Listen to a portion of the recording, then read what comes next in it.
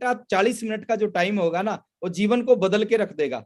तो मैं इनवाइट करने जा रहा हूं, आप अपनी जगह पे बैठ के ताली बजा सकते हैं, हुटिंग कर सकते हैं, और सम्मान के साथ new core leader, star Ruby achiever, बहुत जल्दी सफायर जा रहे हैं। मैं इनवाइट करने जा रहा हूं आदरणीय डी कुमार सर को। सर, बहुत बहुत स्वागत है आपका। Thank you sir, thank you, बहुत बहुत धन्यवाद सर।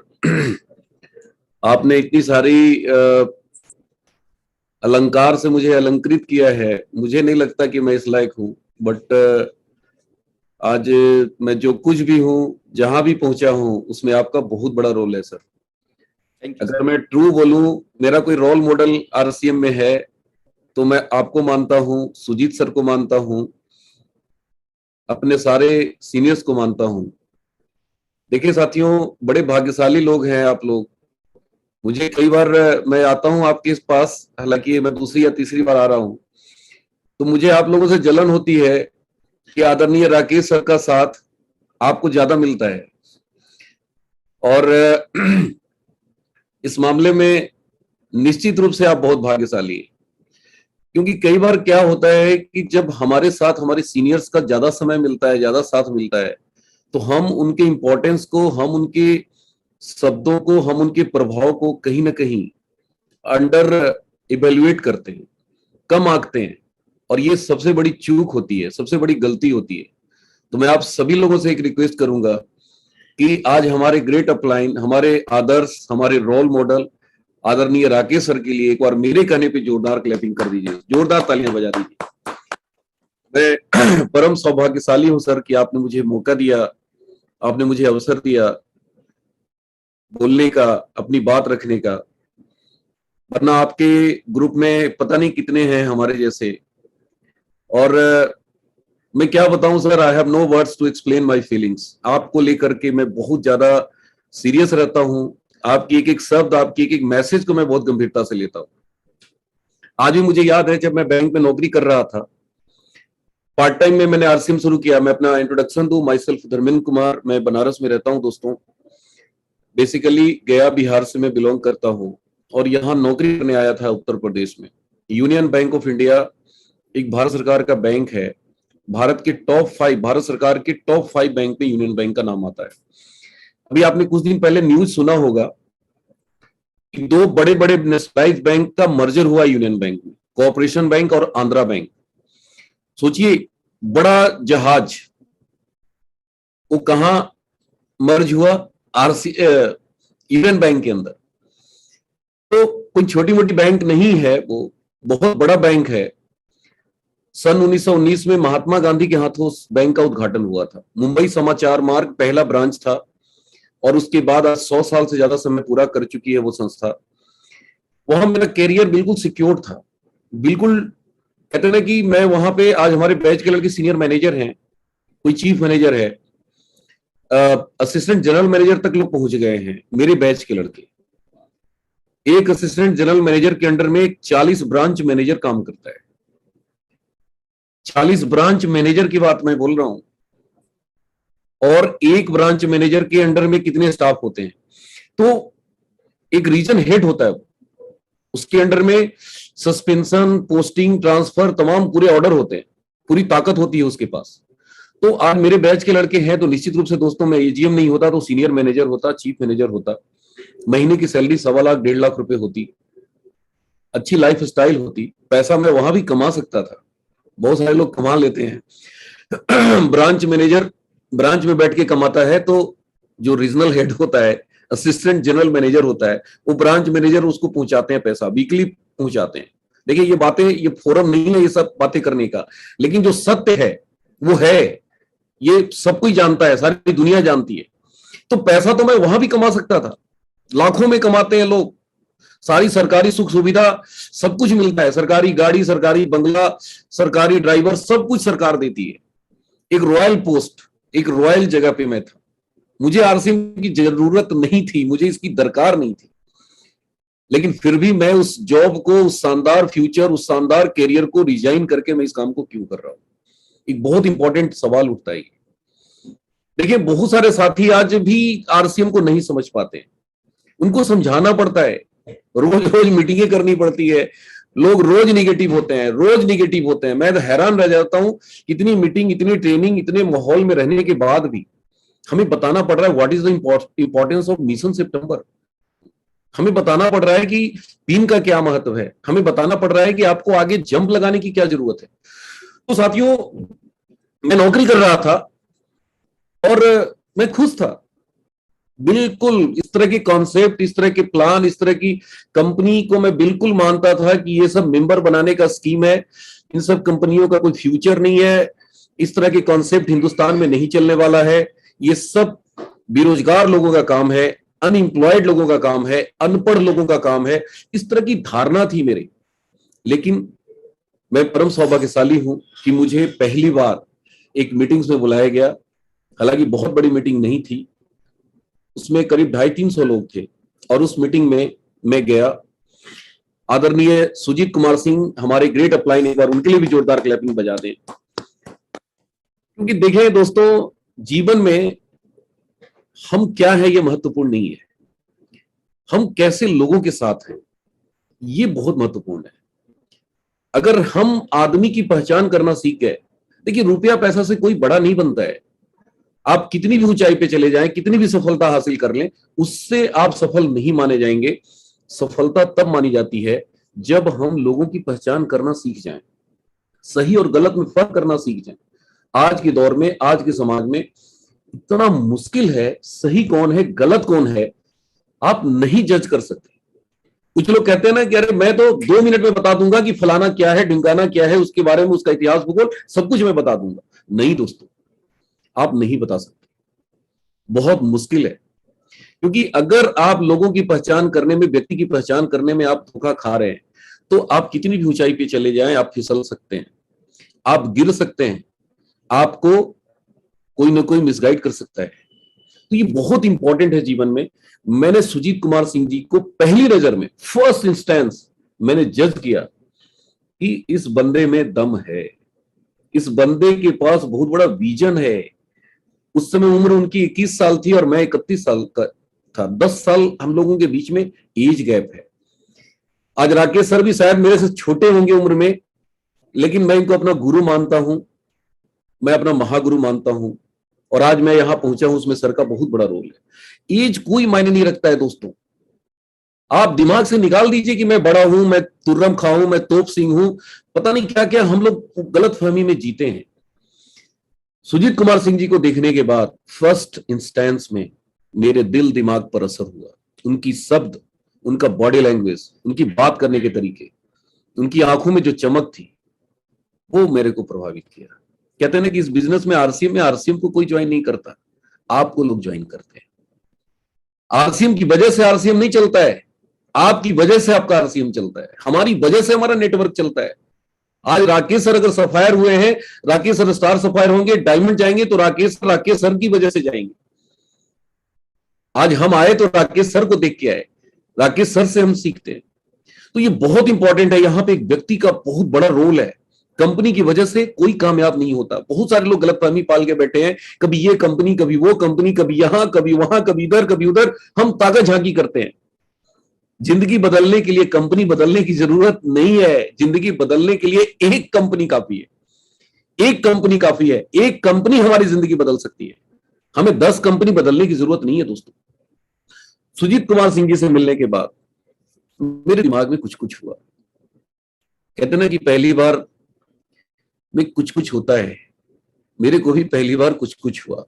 मुझे लगा कि आरसीएम में दम है। देखिए, नेटवर्क मार्केटिंग, मैं बहुत पीछे शायद आप लोगों से चर्चा किया था, बताया था कि नेटवर्क मार्केटिंग बहुत पहले मैंने एक कंपनी की मीटिंग में मैं गया था, देखा था, इसकी ताकत को देखा था, लेकिन मैंने ज्वाइन नहीं किया था। और उसी टाइम मेरे दिमाग में चलता था कि यार कोई ऐसी कंपनी आए जो Indian rate, Indian culture, Indian mentality को डिजाइन करके प्लान किया हो, और इस तरह की कंपनी की तलाश थी मुझे। लेकिन मैं भूल गया था, इंसान भूल जाता है, हम भी भूल गए थे।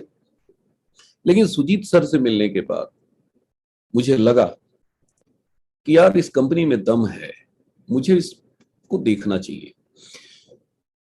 मैंने ज्वाइन किया और मैंने काम करना शुरू किया। दोस्तों, मेरी एक अच्छी आदत है कि जीवन में मैं जल्दी किसी काम में हाथ नहीं लगाता हूं। ये बचपन से हमारी अच्छी आदत थी। आप बिलीव नहीं करेंगे, मैं क्लास 9 तक पढ़ाई किया ही नहीं, और 9th से मैं पढ़ना शुरू किया। क्लास 8 तक मैं सब्जेक्टली फेल हुआ। मेरे बाबूजी, मेरे टीचर, मेरे स्कूल के लोग मेरे को पीट पीट के, मार मार के थक गए, लेकिन मैं कभी पढ़ा नहीं। क्यों? क्योंकि आदत से मजबूर। जब तक दिल नहीं कहता किसी काम को करना है, तब तक मैंने नहीं किया। दिल पढ़ाई के पीछे नहीं जाता था, नहीं पढ़ा। लेकिन क्लास 9th में ऐसा एक घटना घटी, और जिसकी वजह से मुझे लगा कि मुझे पढ़ना चाहिए। एक लड़के ने मेरे को चैलेंज किया कि तू पढ़ नहीं सकता, तू सब्जेक्टली फेल होने वाला लड़का है। मैंने कहा यार, मैं तेरी चैलेंज को एक्सेप्ट करता हूं। बचपन से एक अच्छी आदत थी, चैलेंज को हमेशा मैंने एक्सेप्ट किया, और मैंने पढ़ाई की, और 350 लड़के एग्जाम दिए, तो उसमें मैं सेकंड टॉपर था। अपने बोर्ड में 77% मार्क्स था। इंटरमीडिएट में भी मेरी 79% मार्क्स था। और उसके बाद मैं पीछे मुड़ के नहीं देखा। All India banking service recruitment board का एग्जाम दिया, फर्स्ट अटेम्प्ट में मेरा फाइनल सिलेक्शन हुआ, और सीधे यूनियन बैंक में आके बैठ गया। देखिए, मैं क्या बताना चाहता हूं, जिंदगी में कोई काम करो मत, और करो तो फिर ऐसे करो ना, ऐसे करो ना कि दुनिया को पता चलना चाहिए कि आप उस काम को कर रहे हैं। आप आरसीएम में हैं और किसी को पता नहीं कि आप आरसीएम कर रहे हैं, तो फिर काहे के लिए आरसीएम ज्वाइन किया यार? क्यों किया? क्या मतलब है? तो ये बचपन से मेरी अच्छी आदत थी कि भैया, या तो करो नहीं, और करो तो फिर ऐसा करो कि दुनिया देखे, दुनिया को पता चले। मैंने बैंक ज्वाइन किया, यूनियन बैंक ऑफ इंडिया। नौकरी चल रही थी, सब कुछ ठीक ठाक था, मुझे आरसीएम की जरूरत नहीं थी। फिर मैंने इस बिजनेस को क्यों ज्वाइन किया, क्यों इसको अपना कैरियर बनाया? सबसे बड़ी चीज इस बिजनेस में मेरे को 3 चीजें दिखाई दी। आप लोग सब जानते हैं इन चीजों के बारे में, राकेश सर अपनी हर मीटिंग में बताते हैं ये चीज। क्या है वो 3 चीजें? पहली चीज है सुरक्षा। क्या हम जिस काम को कर रहे हैं उसमें सिक्योरिटी है? मैं बार बार अपने आप से पूछता था। तो जब तक मैं जीवित था तब तक तो सिक्योरिटी थी। मेरे बच्चे, मेरे परिवार, जीविका चल रही थी। बैंक से मैं पैसा कमाता था, उससे मेरा घर परिवार चलता था। लेकिन मेरे अपलाइन ने मेरे से सवाल पूछा कि डी कुमार जी, अगर इस दुनिया से आप चले गए तो आपके बीवी बच्चों का क्या हो? हम लोग मीटिंग में बताया जाता है, आप सब जानते हैं इन चीजों, लेकिन कभी मनन करते हैं, कभी सीरियस होकर सोचते हैं? मेरे सीनियर ने बोला कि डी कुमार जी, रात में 12 बजे जाना और उठ के देखना, अपने फैमिली मेंबर को देखना, और फोन करके मेरे को बताना कि वो सारे लोग क्या कर रहे हैं। तो सिक्योरिटी यहां पे बताया गया कि एक बार इस बिजनेस में आप बड़ा नेटवर्क बना लेते हैं, एक टीम बना लेते हैं। आज सोचिए राकेश सर को क्या फर्क पड़ता है, आरसीएम बिजनेस में काम करते हैं तो भी पैसा आता है, नहीं करते तो भी पैसा आता है। हमारे जैसे स्टार रूबी इनके डाउनलाइन में पता नहीं कितने हैं, कितने टेक्निकल हैं। आज सुरेंद्र वंश जी को क्या असर पड़ता है बताइए आप? सुरेंद्र वंश जी मेरे को फोन करके बोले कि डी कुमार आरसीएम छोड़ दो, तो मैं सर को बोलूंगा, सर जब तक आरसीएम करते हो आप मेरे महागुरु हो, आरसीएम नहीं तो आप कुछ नहीं। मैं खुल के सामने बात करता हूं भाई, पीछे नहीं बात करता। और यही बात मैं राकेश सर को भी बोलता हूं। तो सोच के देखिए, ये मेरे दिमाग में फिट तो कर दिए, लेकिन अब ये डिलीट नहीं कर सकते। यही ताकत है नेटवर्क मार्केटिंग की, यही ताकत है इस कॉन्सेप्ट की, यही ताकत है इसके प्लान की, यही ताकत है इसके प्रोडक्ट की, कि आप लोगों को ला तो सकते हो, हटा नहीं सकते हो। सोचो कितनी बड़ी सिक्योरिटी है। अब एक तरफ प्रमोद गुलाटी जी स्टार रूबी हैं, सफायर बनेंगे, डायमंड बनेंगे, एक तरफ डी कुमार है, सफायर बनेंगे, डायमंड बनेंगे। अब राकेश सर को काम करने की क्या जरूरत है? ये तो सर की महानता है कि सर आते हैं, सेशन करते हैं, आपको मोटिवेट करते हैं, वरना सर को काम करने की जरूरत नहीं है। सोचिए कितनी बड़ी सिक्योरिटी है ये, गहराई से सोचिए। ये इस दुनिया में पैसे से आप नहीं खरीद सकते। अमिताभ बच्चन 72 साल के हैं, अरबों रुपया कमाया, लेकिन आज भी उनको पैसा कमाने के लिए डांस करना पड़ रहा है, नाचना पड़ रहा है। सोचिए, दुनिया से जाएंगे, कहानी खत्म। अमिताभ बच्चन का कोई नाम लेने वाला नहीं होगा। उनके बेटे हैं अभिषेक बच्चन, लेकिन अमिताभ बच्चन नहीं बन सके। वो बहुत प्रयास किया, बन भी नहीं पाएंगे। लेकिन राकेश शर्मा जी का बेटा जहां से शुरू करेगा ना, जब राकेश सर 72 साल के होंगे ना, तो सर का बेटा स्टार क्राउन होगा, डी कुमार का बेटा स्टार क्राउन होगा, आपका बेटा स्टार क्राउन होगा। पुराने जमाने में राजा का बेटा राजा बनता था, सोच के देखिए आप, पुराने जमाने में राजा का बेटा राजा बनता था। वो जमाना चला गया। लोग कहते हैं राजा महाराजा गए, राजवाड़ी गई, बिल्कुल गई। आज के डेट में कोई सोचे कि मैं हिंदुस्तान में राजा बन जाऊं, नहीं बन सकता। आज नरेंद्र मोदी भारत के प्रधानमंत्री हैं, अगली बार रहेंगे कि नहीं उनको भी नहीं पता, लेकिन यहां सबको पता है, यहां सब जानते हैं कि डायमंड का बेटा डायमंड बनेगा। आज रवि ओपी शर्मा स्टार डायमंड है। काहे का स्टार डायमंड है भैया? क्या किया उन्होंने आरसीएम में? बस एक ही उनके पास क्वालिटी है। ऐसे तो बहुत क्वालिटी है, मैं उनकी बुराई नहीं कर रहा हूं लेकिन उनकी सबसे बड़ी क्वालिटी है कि वो ओपी शर्मा के बेटे हैं सोच के देखिए, ये भाई साहब कोई छोटी मोटी चीज है क्या? हम लोग इन चीजों के बारे में नहीं सोचते हैं, हम सिर्फ समस्या देखते हैं, हम प्रॉब्लम्स देखते हैं। तो इतनी बड़ी सिक्योरिटी दुनिया के किसी काम में नहीं है दोस्त। एक एमएलए को हर साल चुनाव लड़ना पड़ता है, हर 5 साल पर उसको स्ट्रगल करना पड़ता है, फील्ड में कूदना पड़ता है। एक एमपी को हर 5 साल बाद स्ट्रगल करना पड़ता है, जिंदगी भर स्ट्रगल करना पड़ता है। लेकिन यहां पे मेरे भाई कस के मेहनत कर लो 5 साल, आने वाली 5 पीढ़ी मालामाल हो जाएगी। सबको पता है, सब जानते हैं, लेकिन फोकस कहां है? समस्या की तरफ। हमारा फोकस इन चीजों से हट जाता है, लेकिन मेरा फोकस हटता नहीं है। मेरे दिमाग में 24 घंटे यही नाचते रहते हैं। तो पहला पॉइंट है सिक्योरिटी। ये यूनियन बैंक में नहीं था। हम 60 साल तक वहां खूब मेहनत करते, चीफ मैनेजर बन जाते, असिस्टेंट जनरल मैनेजर बन जाते, जीएम बन जाते, हो सकता है डायरेक्टर तक चले जाते। लेकिन 60 साल की 60वां साल के बाद क्या होता? जीरो, जीरो हो जाते भाई साहब। रिटायरमेंट के बाद आदमी को पेंशन सरकार देती है, हालांकि आजकल वो भी बंद कर दिया है। तो सोचिए जरा सा कि एक आदमी 2 लाख रुपया महीना कमाता है और अचानक से 25,000 और 30,000 पे आ जाए, 40,000 पे आ जाए, तो उसकी लाइफ स्टाइल कैसी होगी? हर जगह उसको कॉम्प्रोमाइज करना पड़ेगा। और 60 साल के बाद वो क्या करने की स्थिति में होगा? क्या वो अपनी इनकम को वापस से 2 लाख पे ले जा सकता है? नहीं ले जा सकता है। तो वहां पे हमारा फ्यूचर क्या था, हमारा भविष्य क्या था? और यहां मेरा सबसे बड़ा वाला चेक कब आएगा? शायद 65 साल, शायद 70 साल, शायद 72 साल। जैसे जैसे हम पुराने होते जाएंगे मेरी चेक की साइज बढ़ती जाएगी। और 100 साल से तो पहले दुनिया से जाने वाले नहीं है। तो सोचिए नहीं सबसे बड़ा वाला इनकम कब होगा? जब हम 99 साल के हो जाएंगे। ये सब बातें कहानी नहीं है सुना रहा हूं आपको, ये रामायण और महाभारत का श्लोक नहीं सुना रहा हूं, ये फैक्ट है। आज ओपी शर्मा जी जीते जी उतना बड़ा चेक नहीं ले पाए जितना बड़ा रवि शर्मा जी का चेक बना है अभी। ये सब हम लोग देख रहे हैं, जान रहे हैं, मान रहे हैं, लेकिन क्या हम इसके लिए प्रयास हमारा कैसा है? अरे मैं तो बोलता हूं भाई साहब, भगीरथ प्रयास करना पड़ेगा ना, तो भगीरथ प्रयास कीजिए। असंभव कार्य करने की बात होती है ना, उस असंभव कार्य को कर डालिए। ये कोई छोटी मोटी चीजें नहीं है। हम सुनते हैं, जानते हैं, मानते हैं, लेकिन करते नहीं है। हमारा काम करने का तरीका कैसा होता है?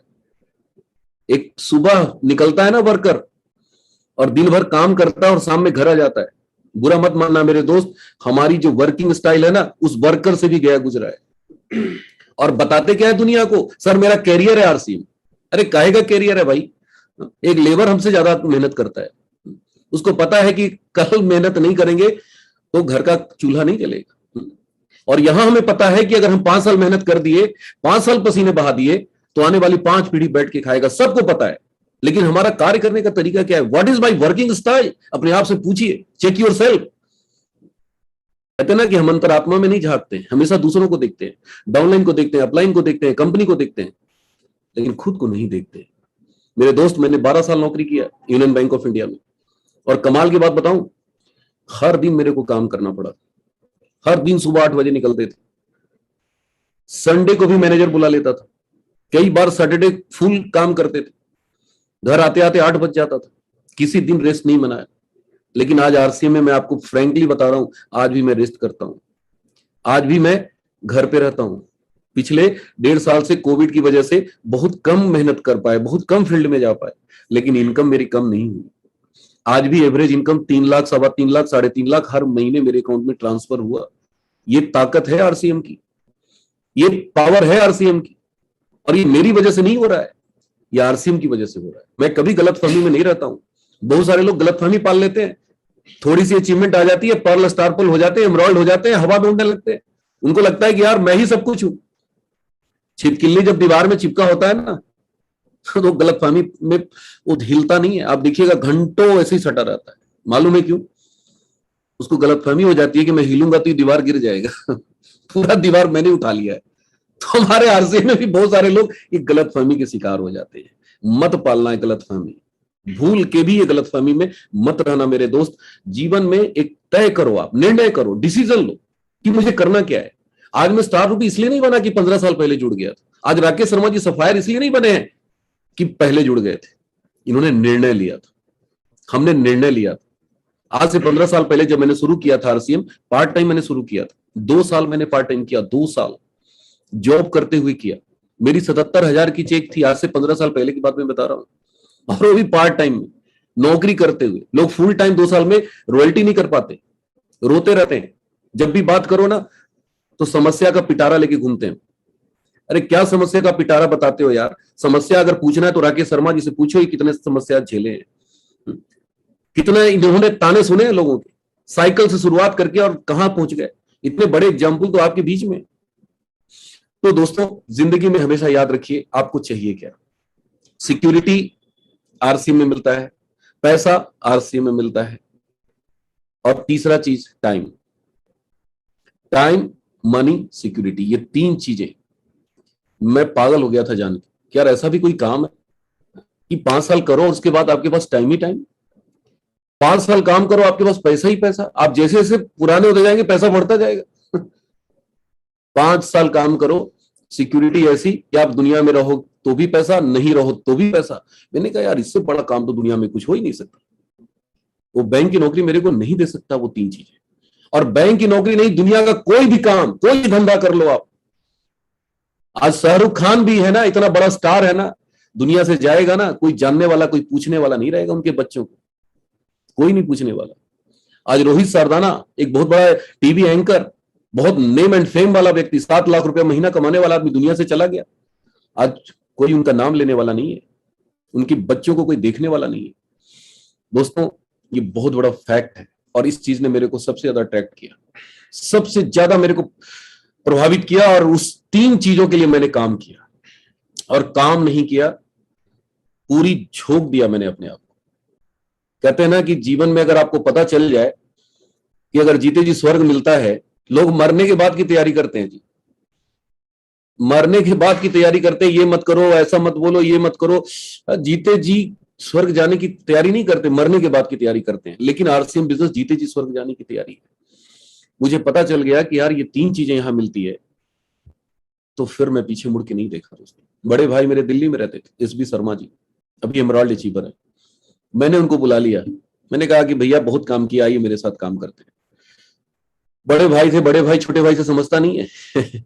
बड़े भाई के साथ एक बहुत बड़ी समस्या है, उसको लगता है कि मेरा भाई बेवकूफ है, नादान है, बच्चा है, इसको कोई किसी ने बेवकूफ बना दिया। लेकिन बड़े भाई मेरी जीत के आगे झुके, मेरे पास आए। मैंने अपनी पुरानी बाइक उनको दे दी, नई बाइक मैंने खरीदी, 2 लाख रुपए बैंक से कर्ज लिया आरसीएम करने के लिए। आज से 15 साल पहले की बात मैं बता रहा हूं। 2 लाख तो छोड़ दो जी, 2,000 रुपए में यहां दम निकल जाता है लोगों का। 50,000 रुपए का प्रोडक्ट मैं अपने घर में लाके रख दिया और 50,000 की नई बाइक खरीदी, और 1 लाख रुपया रखा था सिर्फ फूकने के लिए। क्या फूकने के लिए? तेल और मोबाइल, क्योंकि यही 2 खर्चे हुआ करते थे। अभी मोबाइल तो बहुत सस्ता हो गया है, लेकिन उस जमाने में मैंने 12-12 हजार बिल दिए एक महीने में। एयरटेल और रिलायंस का 2 नंबर था मेरे पास। साथियों, पूरी ताकत मैंने लगा दी, कोई कसर नहीं छोड़ा। बैंक से निकलते थे, रात 12 बजे से पहले कभी घर नहीं आए।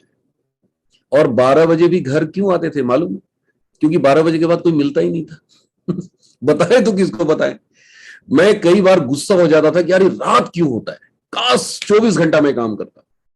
और कभी भी हमने बैंक की ड्यूटी के साथ लापरवाही नहीं की। ऐसा नहीं था कि बैंक में फांका मारने लगे। बैंक में फांका मार ही नहीं सकते, वहां तो पब्लिक काम कराती है। मैनेजर को पता चल गया कि आरसीएम करता है, बाहर में निकल के मेरे को और हार्ड ड्यूटी दे दिया, कैश में लगा दिया ड्यूटी।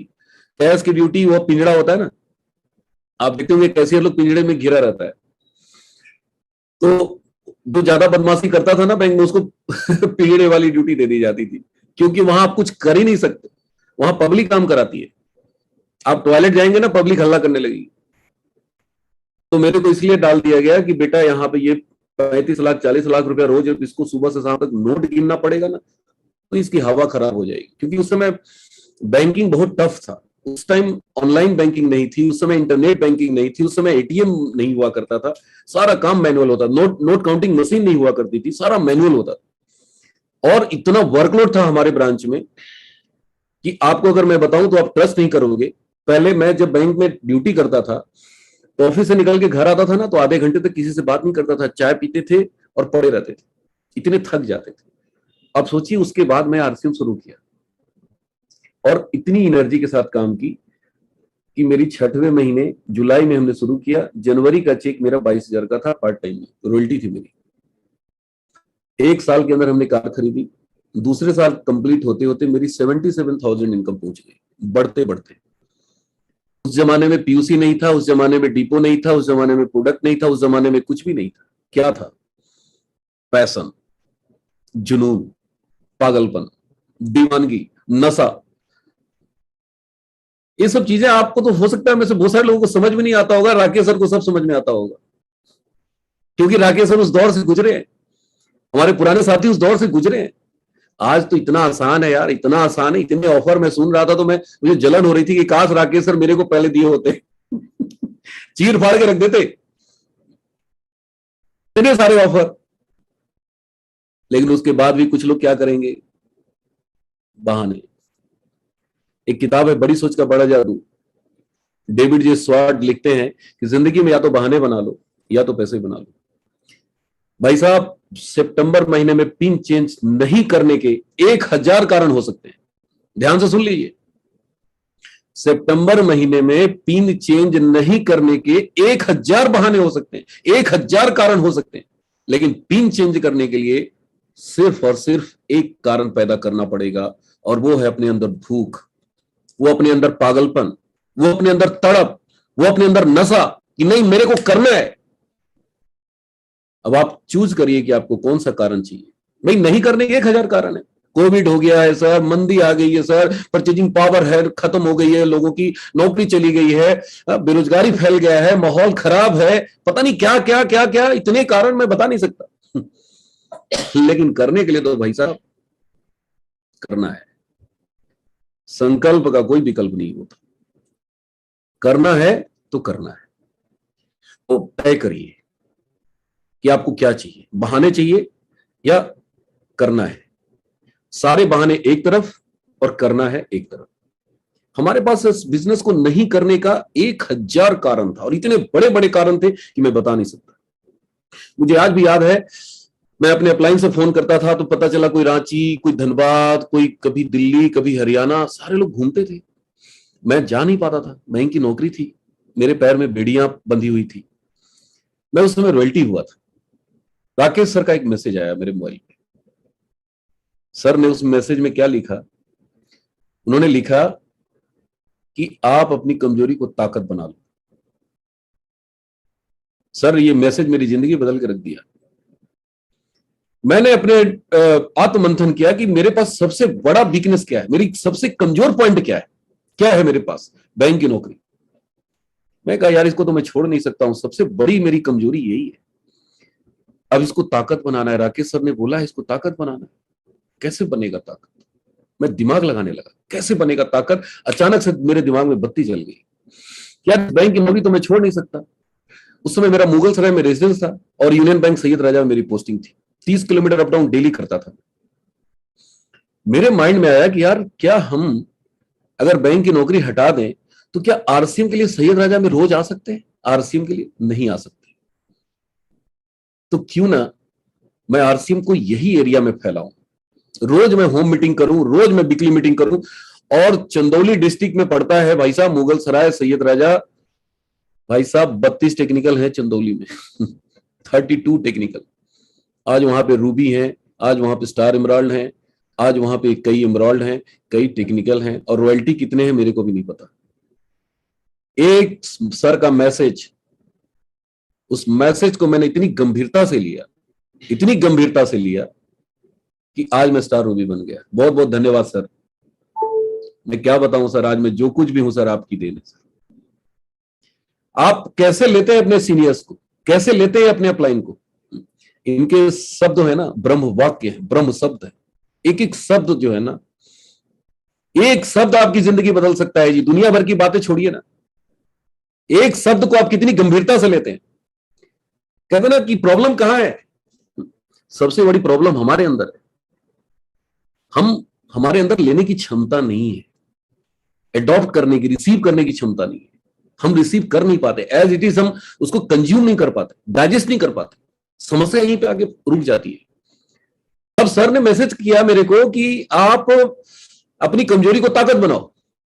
सर ने सिर्फ मेरे को मैसेज नहीं किया होगा, सर के ग्रुप में पता नहीं कितने रॉयल्टी अचीवर थे, सबको मैसेज किया होगा। लेकिन बाकी लोगों ने ऐसे पढ़ा, अरे राकेश सर तो ऐसे ही बोलते रहते, अरे सर को जब देखो तब मैसेज करते रहते, सर तो ऊंचाई पे चले गए, उनको क्या है। बहुत लोग इस तरह की बातें करते हैं।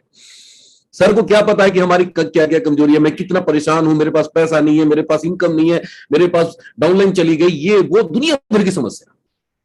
भाई साहब मेरे पास भी बहुत सारी समस्या आई थी। पीयूसी नहीं था, डिलीवरी सेंटर नहीं था, कोई अपलाइन नहीं था। छोटा भाई ज्वाइन करा के गया, देखने नहीं आया।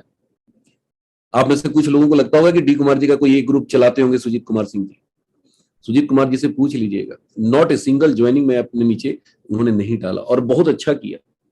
अगर डाल देते मेरे नीचे ना, वो जहर का काम करता, पॉइजन। बहुत लोग अपाहिज हो जाते हैं। एक लेग अपलाइन चला दिया मतलब वो विकलांग हो गया, वो फिर चल ही नहीं पाएगा, दौड़ ही नहीं पाएगा, कितना भी कोशिश कर लीजिए। तो मेरे अपलाइन ने बहुत अच्छा किया था। मैं बहुत पहली बार मेरे को पता चला कि अपलाइन भी इस बिजनेस में काम करता है। अच्छा, अपलाइन का भी सपोर्ट मिलता है। मैंने कहा अच्छा, अरे ऐसा भी होता है क्या। 12 साल नौकरी की, कभी किसी ने सपोर्ट नहीं किया। कभी किसी मैनेजर ने नहीं कहा कि हाँ धर्मेंद्र आज थक गए हो, थोड़ा तेरे लिए चाय मंगवाता हूं। जब भी काम करके बाहर निकले बोले, अरे यार तुम काम कुछ करते नहीं हो, चलो ये काम करो, चलो ये काम करो। मेरे को पहली बार पता चला कि यार यहाँ पे अप्लाई सीनियर सपोर्ट करता है, मीटिंग देता है, तो कमाल का कॉन्सेप्ट है। तो बहुत बहुत ऊपर वाले का धन्यवाद मैं देता हूं कि आज मैं अकेला इस बिजनेस में स्टार्ट किया। देखिए, जब आप शक्तिशाली होते हैं ना, जब आप कुछ कारनामा करके दिखाते हैं ना, तो सारी शक्तियां आपके साथ जुड़ जाती है। अपलाइन की शक्ति, कंपनी की शक्ति, डिपो की शक्ति, पीयूसी वाले की शक्ति, डाउनलाइन की शक्ति, सारी शक्तियां आपके साथ काम करती है। लेकिन जब तक आप अकेले संघर्ष करते हैं ना, जब तक आप कमजोर होते हैं ना, आपको अकेले संघर्ष करना पड़ता है। निश्चित रूप से दोस्तों, मैंने शुरुआत किया था, आई वॉज अलोन। मेरा छोटा भाई ज्वाइन करा के गया, दोबारा देखने ही नहीं आया। लुधियाने में रहता था वो, उसको पता था कि ये मेरा जो भाई है ना, ये किसी काम में लगता नहीं है, और अगर लग जाएगा ना तो फिर मेरा एक लेग क्लियर हो जाएगा।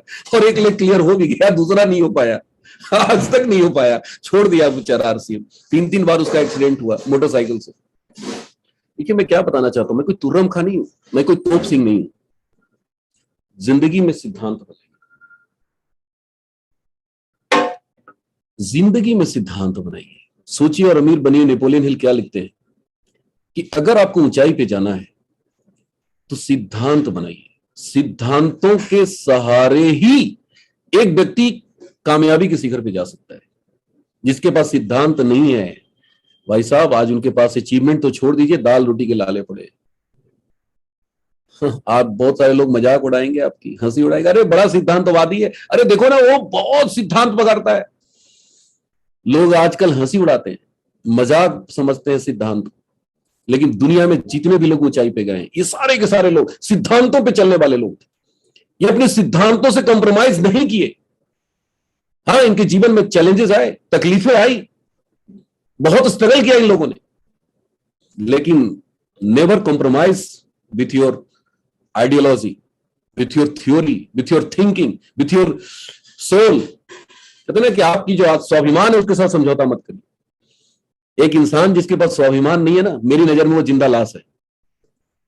आज हम लोग आरसीएम बिजनेस क्यों कर रहे हैं भाई साहब, ये सर क्यों कर रहे हैं, ये स्वाभिमानी व्यक्ति हैं। इनको कोई 100 करोड़ रुपया लाके देगा ना, कहेगा छोड़ो आरसीएम, लात मार देंगे 100 करोड़। ये आरसीएम स्वाभिमानी लोगों का काम है। तो स्वाभिमान को जगाइए। स्वाभिमान क्या कहता है हमारा जब हमने शुरुआत किया था, लोगों ने कहा था ना 6 महीने में ठंडे हो जाओगे, अरे बहुत देखे, जब कोई बोलता था ना मेरे स्वाभिमान को चोट लगता था। और मैंने ठान लिया था कि आरसीएम हो सकता है सामने वाले के लिए हंसी और मजाक का विषय है, हो सकता है उसके लिए कुछ नहीं आरसीएम, लेकिन अब मेरे लिए तो जीवन और मरण का प्रश्न बन चुका है। 1 साल कंपनी बंद रही, जाके कंपनी के साथ खड़े थे, हमारे साथ बहुत सारे लोग थे। जेएस बिर्क जी को मैं देख रहा था अभी, मैं सैल्यूट करता हूं जेएस बिर्क जी, राकेश सर, जितने भी यहां बहुत सारे लोग हैं जिनका मैं नाम नहीं ले पा रहा हूं। ये विर्क साहब, क्या इन्होंने मेहनत किया था, समा बांधते थे रोज स्टेज पे। विर्क साहब, थोड़ा सा मैं म्यूट करूंगा सर आपको। जी सर बिल्कुल, थैंक यू सर। याद है ना? वो अपने आप में एक मिशन था सर, वो आरसीएम को लेकर के एक जुनून, एक मोहब्बत, लगता था कि यार इसके बिना देश का कल्याण नहीं हो सकता। तो वो जुनून ही था सर जो हर कंडीशन में आरसीएम के लिए प्रेरणा पैदा करता है सर। सर आप मेरे रियल हीरो हो सर, मैं सैल्यूट कर रहा हूं आपको। बिल्कुल सर, आप सब लोगों की प्रेरणा ही है सर, जो इस मिशन के साथ किसी भी कीमत पे, जैसे कहते हैं घर घर तंदुरुस्ती और घर घर रोजगार की अगर कल्पना कहीं दूरदृष्टि से करते तो आरसीएम बिजनेस से बेहतर कोई रास्ता नजर नहीं आता सर। डेफिनेटली सर, सल्यूट तो आप लोगों को है कि आपने हम लोगों से भी बुरी कंडीशन में इतनी बड़ी बड़ी सफलताएं हासिल करी हैं। हमारे पास तो बिल्कुल हाईवे बने पड़े हैं, हम लोग तो बिल्कुल बहुत बड़ा कर सकते हैं सर। सर सब बड़ा करेंगे सर। ये जितने साथी मेरी आवाज सुन रहे हैं ना, जिनके भी कान में मेरी आवाज जा रही है, अगर आप थोड़ा सा भी भगवान को मानते हैं, ईश्वर को मानते हैं, तो आज आप मेरी शब्द को अपने जीवन में उतार लीजिए, अपने चरित्र में उतार लीजिए, अपने खून में उतार लीजिए कि आपको इस बिजनेस का डायमंड बनने से कोई नहीं रोक सकता, कोई नहीं रोक सकता। हाँ, संघर्ष करना पड़ेगा, स्ट्रगल करना पड़ेगा, और जिंदगी में बिना स्ट्रगल का कुछ मिल जाए ना यार, उसका कोई मतलब नहीं है यार, कोई मजा नहीं है। स्ट्रगल करके जो चीज इंसान हासिल करता है ना, तो वो क्या मैं बताऊं, वो आपकी शक्तियां बढ़ती चली जाएगी, आपकी एनर्जी बढ़ता चला जाएगा, आपका विश्वास, बिलीफ सिस्टम स्ट्रांग होता चला जाएगा। और ये एक अपने आप में एक बहुत बड़ी बात होती है। कहते हैं ना, किसी चीज को पाना महत्वपूर्ण नहीं है। सतीश पंडित जी बोलते हैं ना कि किसी को गड़ा हुआ खजाना मिल जाता है, किसी को अमीर बाप की बेटी से शादी हो जाता है, किसी को लकी ड्रा लग जाती है। कहते हैं पाना महत्वपूर्ण नहीं है, बनना महत्वपूर्ण है। कभी सुना कि एक आदमी बस के सीट पे जा रहा था, बगल की सीट पे उसको एक लिफाफा मिला, लिफाफे में लिखा था कि आपको करनाल का डीएम बनाया जाता है? कभी सुना? कभी सुना कि दिल्ली का सीएम बना दिया गया? कभी सुना कि एक आदमी जा रहा था बस की सीट पे, उसको मिल गया ज्वाइनिंग लेटर और कलेक्टर बन गया? किस्मत से कोई कलेक्टर नहीं बन सकता, कलेक्टर बनना पड़ता है भाई। आरसीएम में भी सफायर डायमंड किस्मत से कोई नहीं बन सकता, बनना पड़ेगा। और जितना संघर्ष बड़ा होगा, पंडित जी बोलते हैं संघर्ष जितना बड़ा होगा सफलता उतनी बड़ी होगी। हम लोग घबराते हैं संघर्ष से, हम लोग भागते हैं संघर्ष करने से। नहीं दोस्त, बहुत किस्मत वाले लोगों को संघर्ष करने का मौका मिलता है। मैं आपको रियल बताऊं, मुझे रॉयल्टी करने में जरा भी संघर्ष नहीं करना पड़ा। 6वें महीने रॉयल्टी आई थी। सुरेंद्र वस्त जी का मैं स्टेटमेंट सुनता था, कैसेट सुनता था कि 6वें महीने उनकी एक चेक आई थी 1200 रुपए। 6 महीने तक कोई इनकम ही नहीं आया उनका। सोचिए कितना घबराहट और कितनी बेचैनी होती होगी। लेकिन हमारी 6वें महीने रॉयल्टी आ गई, 22,000 की चेक। 1 साल के अंदर मैंने कार ली, दूसरे साल पार्ट टाइम में 77,000 का चेक स्टार पर लोग। मुझे स्ट्रगल कहीं करना ही नहीं पड़ा। मैं मीटिंग अटेंड करता था, सुनता था, लीडर्स कहते थे कि आग पे चलना पड़ेगा, कांटों पे चलना पड़ेगा। मैं मुस्कुराता था कि यार मेरे को तो कभी चलना ही नहीं पड़ा। ये सब ऐसी झूठी कहानी बताते हैं, मैं रियल बता रहा हूं। लेकिन घबराहट होती थी क्योंकि सारे लोगों की बातें मैच करता था। मुझे लगता था कि यार कहीं मेरे को भी तो स्ट्रगल नहीं करना पड़ेगा। लेकिन जब कंपनी आरसीएम बंद हुई ना, 1 साल 12 महीने, भाई साहब सारे लोग परेशान थे मेरे को लेके। मेरे घर वाले परेशान थे, मेरी माँ बहुत परेशान थी, मेरे बाबूजी बहुत परेशान थे। और मैं क्या बोल रहा था, बाबूजी मेरा ये स्ट्रगल अब शुरू हुआ है, बिना स्ट्रगल के यहां कुछ नहीं मिलता। ये 12 महीना जो था ना मेरी अग्नि परीक्षा हुई, और वो बहुत जरूरी था। बाद में मेरे को समझ में आया, यार वो दिन अगर परीक्षा नहीं होता ना, तो आज मैं स्टार भी नहीं बनता। तो जिंदगी में एग्जाम से घबराइए मत, फेस कीजिए। चैलेंजेस जब भी आए ना, भगवान को शुक्रिया अदा कीजिए, प्रभु को शुक्रिया अदा कीजिए, धन्यवाद दीजिए कि प्रभु तूने चैलेंज दिया ना, कोई बात नहीं, मैं विचलित होने वाला नहीं हूं, हाँ मेरे को शक्ति दे, मैं इस संघर्ष का सामना करूं, न कि मुंह मोड़ के पीछे हट जाइए। मैं भी गया धरने में, 70 दिन रहा, मन बहुत विचलित होता था, लेकिन मन को शांत किए। दिमाग में एक ही बात चल रही थी, देखिए जीवन में पैसा कमाना बड़ी बात नहीं है, पैसा तो मैं कोचिंग खोल के कमा सकता हूं, मेरे पास रिजिग्नेशन लेटर है। हर जिस चीज को दुनिया सुनना नहीं चाहती, मानती नहीं है, करना नहीं चाहती है, उसको तो मैंने हुजूम लाके खड़ा कर दिया। तो बैंक का रिजिग्नेशन दिखा दिखा के जिसके पीछे दुनिया भाग रही है, नौकरी के पीछे भाग रही है, उसको अपने पीछे लाने में मेरे को कितना टाइम लगता। ऐसा नहीं था, तरीका सब मेरे को पता है पैसा कैसे कमाया जाता है, लेकिन माइंड में बस एक ही बात चल रही थी कि दुनिया हंसेगी, कहेगी बेटा चला था बैंक की नौकरी छोड़ के ट्यूशन पढ़ा रहा है। तो स्वाभिमान जो है ना, वो मेरे को कुछ करने नहीं दिया। बार बार दिमाग में एक ही बात चल रही थी कि यार ये टेस्ट है तुम्हारा, ये एग्जाम है, ये परीक्षा है, परीक्षा है, परीक्षा है, परीक्षा है। 365 दिन और 365 रात मैंने परीक्षा दी, और वो इतना भयानक परीक्षा था ना, भगवान न करे किसी को वो परीक्षा देना पड़े। हमने दिया, राकेश सर ने दिया, देश बिर्क साहब ने दिया, बहुत लोगों ने दिया, सुजीत कुमार सिंह जी ने दिया। तो जिंदगी में बड़ा ऐसे कोई थोड़ी बनता है यार। डायमंड जाने के बाद जो आनंद आएगा, जो स्टार डायमंड जाने के बाद आनंद आएगा, जब क्राउन बनेंगे तब आनंद आएगा। उस समय याद करेंगे कि वो 365 दिन और 365 रात। तो हमेशा कहते हैं ना कि always prepare to face the challenge. अपने आप को तैयार करिए, समस्याओं को डट के सामना कीजिए। और क्या रॉयल्टी है, क्या टेक्निकल है, क्या एमराल्ड है, क्या पिन चेंज करना है यार, ये सब चुटकी बजा के होगा। आने वाले दौर आप देखना, हर गली में स्टार रूबी मिलेंगे, आप हर शहर में स्टार रूबी मिलेंगे। आप रॉयल्टी और टेक्निकल की बात छोड़ दीजिए। आपको हो सकता है मेरी बातों पे भरोसा ना हो, जब मैं मीटिंग शुरुआत में करता था अटेंड, और उस टाइम में 5,000 लोग, 7,000 लोग, 10,000 लोग, 2,000 लोगों के बीच में एक रॉयल्टी अचीवर चढ़ा करता था, 2 रॉयल्टी चढ़ा करता था। और उस समय जब हमारे अपलाइन बोलते थे, आदरणीय राकेश सर बोलते थे कि आने वाले समय में रॉयल्टी अचीवरों की बाढ़ आ जाएगी, आने वाले समय में इस हॉल के अंदर जो मीटिंग होगी ओनली रॉयल्टी अचीवरों की मीटिंग होगी। तो बहुत सारे लोग बोलते थे अरे ये सब सपना दिखाते हैं, यही बोल बोल के ब्रेन वॉश करते हैं। लेकिन दोस्तों वो ऐसा हुआ। आज आप देखिए सितंबर में कितने रॉयल्टी आएंगे। मेरे अकेले मेरे ग्रुप में 500 रॉयल्टी, कम से कम 500 ये रॉयल्टी की प्लानिंग है। मेरी खुद की प्लानिंग है, बाकी मेरे डाउनलाइन की बात छोड़ दीजिए। आप देखना मिशन सितंबर में ये जब पिक्चर आएगा ना, इतने छोटे छोटे तस्वीर रॉयल्टी अचीवरों की पाएगी। सर लोगों ने तो घोषणा कर दिया है कि इस बार फाउंडर गोल्ड की भी सेलिब्रेशन करेंगे। मैं यही सोच रहा था कि कैसे करेंगे सेलिब्रेशन।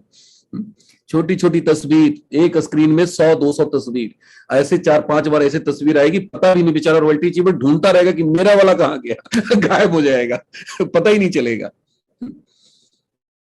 तो भाई साहब ये आने वाला दौर, आने वाला समय स्टार रूबी अचीवरों का होगा। एक बार ताली बजा सकते हैं आप। The time will come. कहते हैं ना, भविष्य को वर्तमान में जो देख लेता है, भविष्य का सिकंदर वही कहलाता है। आज से 5 साल बाद क्या होने वाला है, आज से 10 साल बाद क्या होने वाला है। बड़े बड़े अर्थशास्त्री, बड़े बड़े फिक्की, बड़े बड़े आर्थिक जो विद्वान हैं, इन सारे लोगों ने भविष्यवाणी कर दी है। आज इस आर्थिक मंदी में सारे व्यापार नीचे जा रहा है, लेकिन 17.3% का ग्रोथ नेटवर्क मार्केटिंग का इंडिया में, सोचिए। और ये इंडिकेशन है, ये एक छोटा सा संकेत है। अभी तो माहौल ठीक होने दीजिए, अभी तो सबका वैक्सीनेशन होने दीजिए। दिसंबर तक सरकार सब कुछ खोल देने का प्लान है। और उसके बाद देखना मेरे भाई, अगले 5 साल बाद जो पिछले 15 साल में नहीं हुआ ना, उससे कई गुना बड़ा 5 साल में होने वाला है। 2025 तक देखना आप कितना बड़ा काम होने वाला है। तो लास्ट में मैं एक ही चीज बोलूंगा, सोने वाले जागो। सोने वाले जाग जाओ। 5:30 बजे मैं सुबह करता हूं मॉर्निंग सेशन, और पर डे 1000 लोग आते हैं मेरे साथ, और मैं रोज सबको जगाता हूं, रोज जगाता हूं, जागो सोने वाले जागो। क्योंकि जब तक हम नहीं जागेंगे, दुनिया को क्या जगाएंगे, क्या हम लोगों को बताएंगे। हम खुद ही डगमगा रहे हैं, हम खुद ही लड़खड़ा रहे हैं, कब गिर जाएंगे कहना मुश्किल है। अरे दुनिया को क्या सहारा देंगे यार। जब तक हम मजबूत नहीं होंगे किसी को खड़ा नहीं कर सकते। हम जब तक हमारा विश्वास स्ट्रांग नहीं होगा हम दूसरों में विश्वास पैदा नहीं कर सकते। तो ये बहुत जरूरी है, खुद को खड़ा करिए। मौका है मिशन सितंबर का, आंधी और तूफान मचा दो यार। बाकी लोग हिंदुस्तान में इतनी सारी टीमें तैयारी कर रही है, और अगर हमारी तैयारी कमजोर पड़ जाए, देखो मेरा क्या होगा आई डोंट नो। मैं तो बस आग लगाना जानता हूं। अभी कंपनी का एक प्रोग्राम था, उसमें मैं बोल दिया था, सर भी थे उसमें, राकेश सर भी थे, और मैं बोला था कि मेरे सफायर फाइनल है, असरार सफायर की तैयारी है। और आज भी मैं वही बात बोल रहा हूं, सफायर तो फाइनल है। यार बोलो ना बड़ा बड़ा, डरते क्यों हो? डरने वाला आदमी जीवन में कुछ कर सकता है क्या? कुछ नहीं कर सकता। डरने वाला सिर्फ मर मर के जीता है, रो रो के जीता है। अरे मेरे ऐसा बोलने से पूरे हिंदुस्तान में आग लग गई, कितने लोग तैयारी कर रहे हैं। हमारा आरसीएम कहां से कहां जाने वाला है, काहे का चुपका काम करना है यार। शेर कभी भी ना छुप के शिकार करता जरूर है, लेकिन बार कभी भी छुप के नहीं करता। जिंदगी में हमेशा शेर की तरह जिंदगी जी। बोल के बताइए लोगों को। जब हमने आरसीएम शुरू किया था लोग कहते थे अरे 6 महीने में ठंडे हो जाओगे। मालूम है क्या बोलता था? अरे 6 महीने की बात करते हो, तू 6 साल और 6 जन्म की बात कर। 6 जन्म बाद भी तू मेरे को देखेगा ना, मैं आरसीएम में नजर आऊंगा। अरे बहुत आए बहुत गए लोग बोलते थे। मैं बोलता था बेटा बहुत आए बहुत गए ना, डी कुमार पहली बार आ रहा है। मेरे को सर्टिफिकेट नहीं चाहिए कि मैं क्या हूं। 17 लाख लड़के एग्जाम दिए थे बैंकिंग सर्विस रिक्रूटमेंट बोर्ड का, और मात्र 150 लड़के चुने गए थे, और मैं उस 150 में था, और वो भी फर्स्ट अटेम्प्ट में। 16,99,000 को ढकेल दिया था पीछे। तो जिंदगी में हमेशा कहते हैं ना, work like a soldier and live like a king. सिपाही जैसा काम करिए। सिपाही के हाथ में बंदूक होता है ना, वो किसी से डरता नहीं है। उसके सामने कितने भी बड़े से बड़े दुश्मन आ जाए, वो भागने की कोशिश नहीं करता है, वो लड़ता है, मुकाबला करता है। तो सिपाही के जैसा काम कीजिए आरसीएम में। ललकारिए, बताइए लोगों को कि मैं क्या करने जा रहा हूं। बताइए अपने अपलाइन को, रोज लिखिए, व्हाट्सएप कीजिए। सर मेरा टारगेट इस बार मारूंगा मैं रूबी, मारूंगा मैं इस बार एमराल्ड। किसमें दम है जी? कौन रोक सकता है आप? इस दुनिया में कोई पैदा नहीं हुआ जो आपको आगे बढ़ने से रोक दे। बस एक आदमी रोकता है, जो आपके अंदर कमजोर इंसान है। वही घबराता है, वही डरता है। नहीं हुआ तो क्या हो जाएगा? तो मेरे को कोई फांसी चढ़ा देगा क्या? कई बार मैं भी बोला मेरा स्टार रूबी हो रहा है, पटना के स्टेज से बोला, नहीं हुआ मेरा। एक बार भी राकेश सर ने पूछा नहीं कि धर्मेंद्र जी बोले थे नहीं हुआ, क्यों बोले थे? राकेश सर का उल्टा फोन आया, कोई बात नहीं डी कुमार जी अगली बार मार दोगे। अरे ये बाहर की दुनिया नहीं है। बाहर की दुनिया में अगर आप बोलते हो नहीं होता है ना, तो वहां पे लोग आपको डिमोटिवेट करते हैं। यहां उल्टा है, यहां आपसे नहीं हो पाता है ना, आपका अपलाइन उल्टा बोलता है, कोई बात नहीं है यार, मौका फिर आएगा। तो दोस्तों बहुत बड़ी अपॉर्चुनिटी है मिशन सितंबर, बहुत बड़ा मौका है, फतह कीजिए। मेरा क्या होगा मत सोचिए, अपने डाउनलाइन में रॉयल्टी खींचिए, अपनी टीम में लाइए, ज्यादा से ज्यादा लोगों को उदयपुर लेके जाइए। क्या शानदार सर ने ऑफर जारी किया, बना दिया, इतना बढ़िया ऑफर, और अगर हम इसका फायदा ना उठा पाए तो हमारा दुर्भाग्य है। तो अपॉर्चुनिटी है, अपॉर्चुनिटी को पकड़िए, अवसर को पकड़िए। मौके पे चौका जड़ता है ना, वही इंसान सचिन तेंदुलकर कहलाता है, वही इंसान महेंद्र सिंह धोनी बनता है। और यही मौका है। आज अगर हम सितंबर को मिस कर गए तो सितंबर नहीं है, ये 1 साल है, ये 1 साल मिस कर गए। क्योंकि इस तरह के ऑफर, इस तरह के मौका साल में 1 बार आता है, बार बार नहीं आता। तो ये बहुत मौका है, अवसर है, पकड़िए। इस बार किसी भी कीमत पे छूटना नहीं चाहिए। आप एमराल्ड है, स्टार एमराल्ड करिए, तैयारी मत करिए। बहुत लोग कहते हैं हाँ सर मेरी तैयारी है। अरे तैयारी नहीं यार, तैयारी करने का जमाना गया। यहां डन करना है, done. Sir star emerald done, star emerald Ruby done, ऐसे बात करिए। तैयारी है। कई लोग बोलते हैं सर मेरी तैयारी है, तैयारी वाले कुछ नहीं कर पाते। अब तैयारी करने का समय गया, अभी फायरिंग का समय आ गया है। तो पूरी ऊर्जा के साथ, पूरी ताकत के साथ काम कीजिए। कहते हैं कि जीवन में हमेशा एक किताब है जोश से ही फर्क पड़ता है, जरूर पढ़िए उस किताब को। उसके राइटर क्या बोलते हैं, कहते हैं आपको अगर जोश दिखाना नहीं आता ना, एक्टिंग करो जोशीला बनने का, नाटक करो, अपने डाउनलाइन के बीच में हमेशा जोश से बात करो। 2-4 साल अगर आप एक्टिंग करोगे ना, बाद में वो आदत पड़ जाएगी, बाद में आपकी हैबिट में आ जाएगा, आपके चरित्र में आ जाएगा। और वो कहते हैं कि जोश से ही फर्क पड़ता है, सारा फर्क जोश से पड़ता है। आप अगर धीरे धीरे बात करेंगे ना तो आपका डाउनलाइन ना सो जाएगा, लेकिन जब आप एनर्जी के साथ बात करेंगे ना तो आपका डाउनलाइन उठ के खड़ा हो जाएगा, बोलेगा यस सर मैं करूंगा। तो बहुत इंपॉर्टेंट है, जिस बॉल में हवा ना हो दुनिया के बड़े से बड़े खिलाड़ी गोल तक नहीं पहुंचा सकता। बॉल में हवा होनी चाहिए, इतनी हवा होनी चाहिए ना कि जब छोड़े ना तो वापस उतनी ही ऊंचाई पे आ जाए जहां से छोड़े हैं। और अगर हवा नहीं है ना तो बॉल भद भद करेगा, एक छोटा बच्चा भी उस बॉल के साथ खेलना पसंद नहीं करेगा। तो एक्साइटमेंट बहुत इंपॉर्टेंट है, इस बिजनेस की आत्मा है एक्साइटमेंट, इस बिजनेस की रीढ़ की हड्डी है। अगर आपके पास एक्साइटमेंट नहीं है, जोश नहीं है, जुनून नहीं है, तो फिर आपके लिए बहुत मुश्किल है।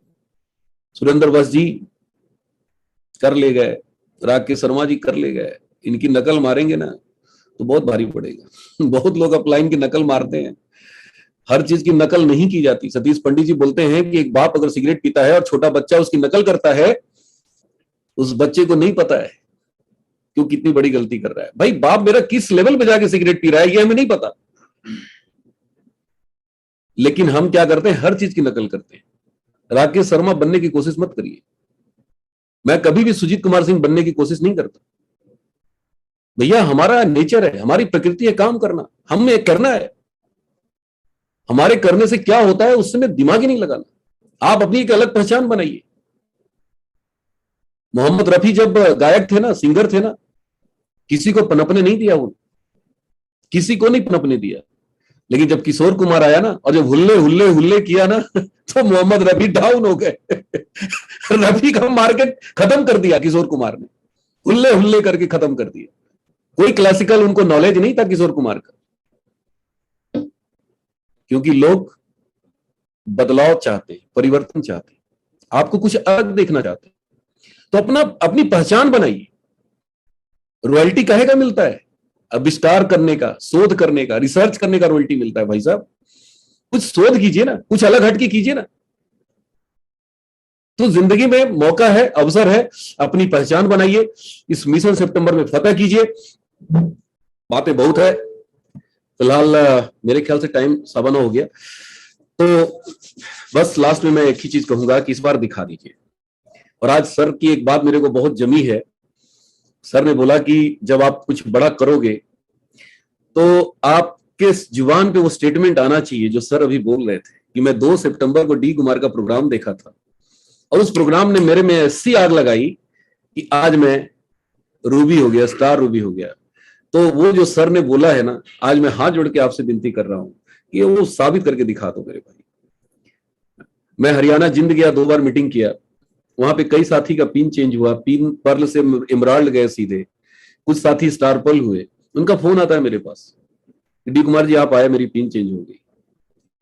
यार मेरे लिए इससे बड़ा तोहफा और क्या हो सकता है। और मुझे आज बहुत गर्व महसूस हो रहा है कि सर ने मेरे को इस लायक समझा है। तो साथियों, मिशन सितंबर को फतह करिए। इस बार ये टीम पूरी हिंदुस्तान में गूंजनी चाहिए, इसकी आवाज गूंजनी चाहिए। और निश्चित रूप से ये टीम ने कारनामा किया है, बड़े बड़े कारनामा आपने किया है। बस इस बार दिखा दीजिए कि आप कोई एरो गैरू टीम से नहीं है, आप एक ऐसे सफायर की टीम से हैं कि आज इनके टीम में पता नहीं कितने सफायर हैं, स्टार सफायर है। तो ये कोई मामूली व्यक्ति नहीं है, आप भाग्यशाली हैं, सौभाग्यशाली हैं कि आप सर की टीम से हैं। और इस बार कहते हैं ना कि जब आदमी का होता है ना, प्रतिष्ठा दांव पे लगी होती है, मान सम्मान की बात आती है तो आदमी सब कुछ दांव पे लगा देता है। तो इस बार मान सम्मान की बात है, इस बार प्रतिष्ठा की बात है। कहते हैं ना कि कोई भी टीम जीतता है ना तो कैप्टन जाता है ट्रॉफी लेने के लिए, लेकिन उस ट्रॉफी पर हक तो सबका होता है। तो जब भी एक टीम जीतती है ना तो वो एक कैप्टन नहीं जीतता है, टीम जीतती है, टीम के प्रयास से मैच जीतता है। तो ये बहुत इंपॉर्टेंट है। इस मिशन सितंबर को फतह करना है दोस्तों, हम सबको करना है, हम भी इसमें शामिल हैं। और हम राकेश सर को कमिटमेंट करते हैं कि सर अब तक जो नहीं हुआ वो कारनामा आपकी टीम करेगी, हम सब मिलकर करेंगे, ये आपसे वादा है। बहुत बहुत धन्यवाद, थैंक यू सर। आप सभी को बहुत बहुत धन्यवाद, बहुत बहुत आभार, थैंक यू सर। क्या बात है सर।